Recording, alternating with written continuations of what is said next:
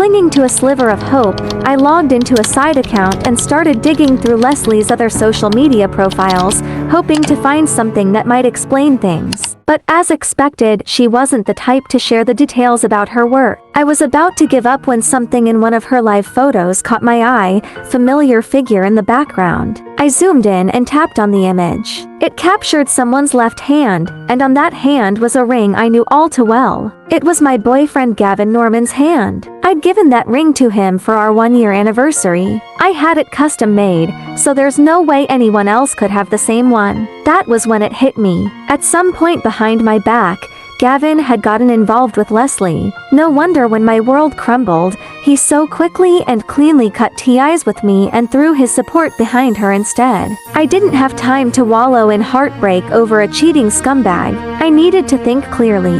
Looking back, I used to vent to Gavin all the time about work, about how hard it was, about the creative sparks I'd get in the middle of the night. Was it possible he leaked my ideas? Honestly, it wouldn't surprise me.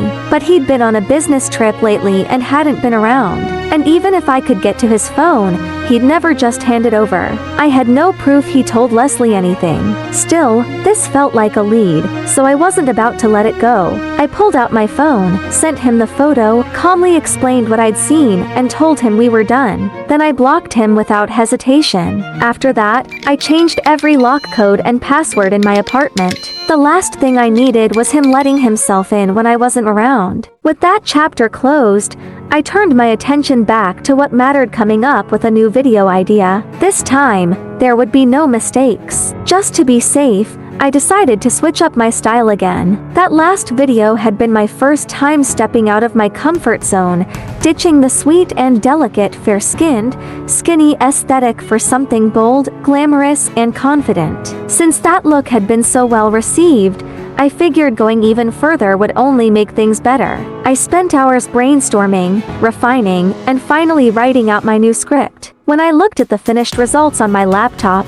I couldn't help but smile. No way anyone was beating me to the punch this time. To avoid leaks, I filmed and edited everything at home. No outdoor shoots. No helping hands. Just me and my gear. When I watched the final cut, I couldn't help but think, damn, maybe I was born for this self-media life. Still feeling cautious, I even went to Leslie's latest video and left a comment. Can't wait for your next one, Queen. Please drop it soon. That last video drained all my creative energy, so I probably won't be posting anything new anytime soon. I sent her back a crying cat emoji and finally let out a breath of relief. Looked like she wasn't planning on posting anything new for a while. So I was right.